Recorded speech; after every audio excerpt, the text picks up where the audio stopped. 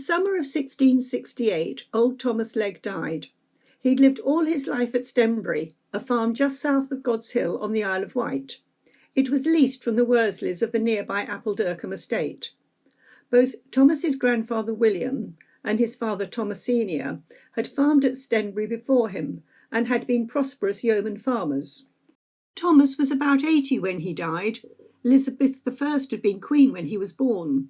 He saw James I become king, followed by Charles I, and then the English Civil Wars. Thomas had been appointed to a parliamentary committee during the Commonwealth, only to see the restoration of Charles II in 1660. It had been a long and eventful life. Thomas wrote his will in his own hand in June 1668, shortly before he died. It shows a man confident in using a pen, but with the shakiness of old age. It is more than likely that Thomas had attended God's Hill Grammar School, founded by an endowment of Lady Anne Worsley, as his father was named as one of the trustees of the school in 1614. Thomas and his wife had had 7 sons and 1 daughter, and based on the order in which they are listed in their grandfather's will, Richard was the eldest, followed by William, then Thomas, then Arthur, then John, then Edward, and James was the youngest son. Mary is listed last. This may have been because she was indeed younger than all her brothers, or perhaps because she was a daughter. There were 4 generations, all named Thomas Legg, and so for the sake of clarity, I shall refer to Thomas Legg, who died in 1668, the subject of this story, simply as Thomas. His father, who died in 1631, I shall call Thomas Senior. Thomas's son I shall call Thomas Junior, and his grandson I shall call Thomas III. Hopefully the family tree will make everything clear. By the time of Thomas's death in 1668, only 2 of his sons, Edward and John, appear to have been living at or near Stenbury. Richard, Thomas's eldest son, had died at the age of just 33.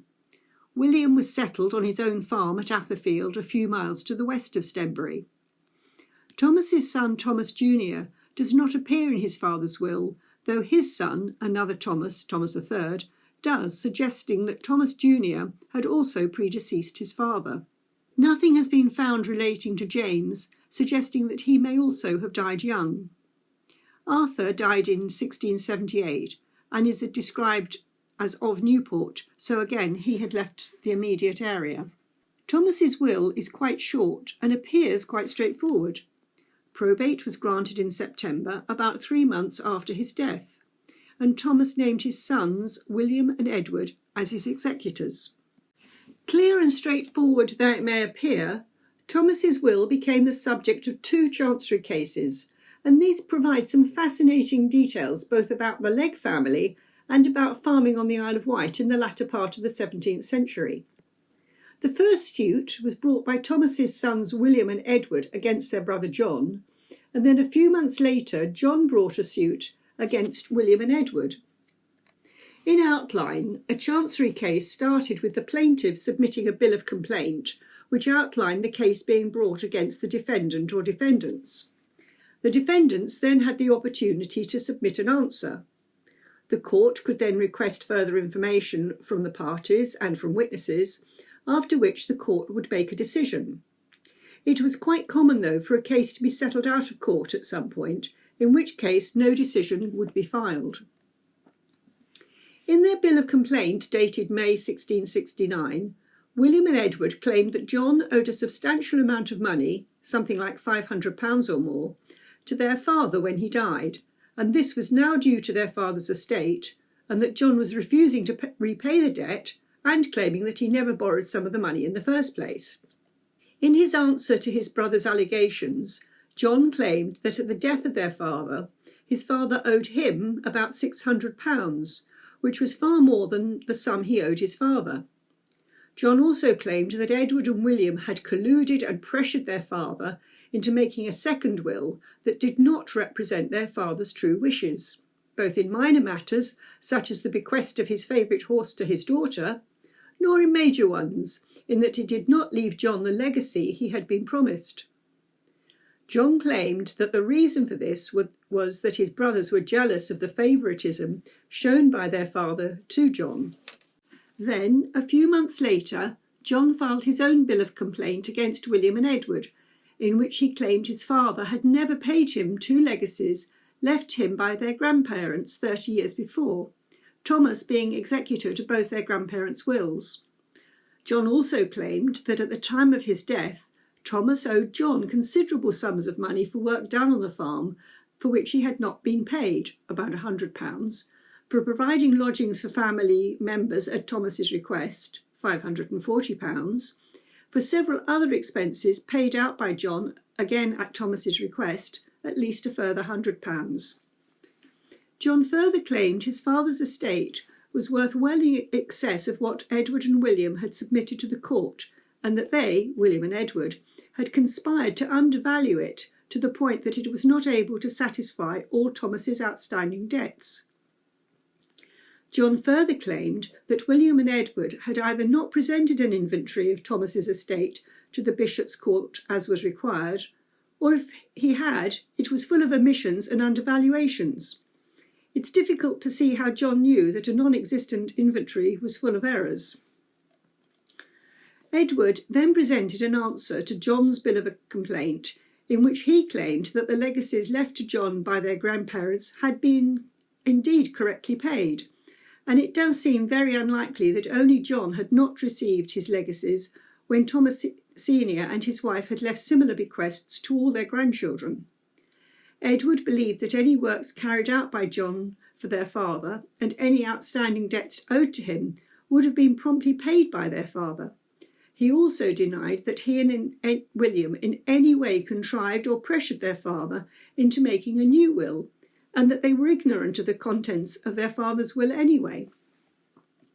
Edward explained that as executors he and William had correctly proved the will at the bishop's court at Winchester, and that they had provided a true inventory of their father's estate, which was appraised by local men of integrity known to John. Edward said that they had paid the legacy due to John concerning cattle, but had not paid the £50 their father had left John, as Edward claimed John owed to their father's estate far in excess of this amount.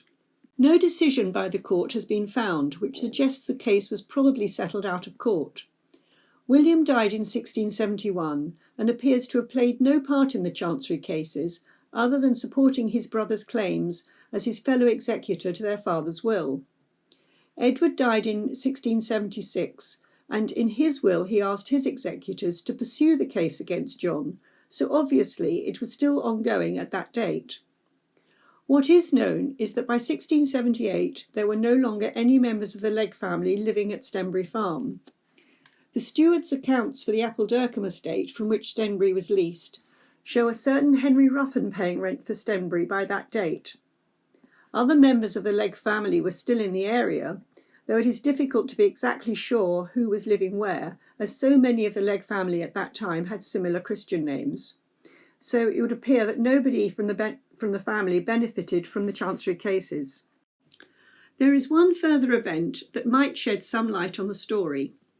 About a decade later, in 1679, Dame Mary Worsley, widow of Robert Worsley of Appledurcombe, issued a bill of complaint against a certain John Legg, in which she claimed that John Legg was refusing to pay the rent of £12 on a parcel of land. The land had been let and sublet, and Dame Mary claimed that John Legg was trying to wriggle out of paying the rent due, as he believed that she would be unable to prove who owed what to whom. As if this is the same John Legg, and there are several, but it seems quite likely this is the same person, then this suggests a very similar argument to that which John had put forth in his dispute with his brothers over their father's will, when he was claiming that there were several bonds that he had supposedly agreed with his father were either simply aides-memoires and not bonds at all, or not legally binding in some other way. It's impossible now to know whose version of events best reflected reality. It's clear that none of the brothers benefited from the Chancery cases. Perhaps the damage had already been done. Were things falling apart at the farm as Thomas got older?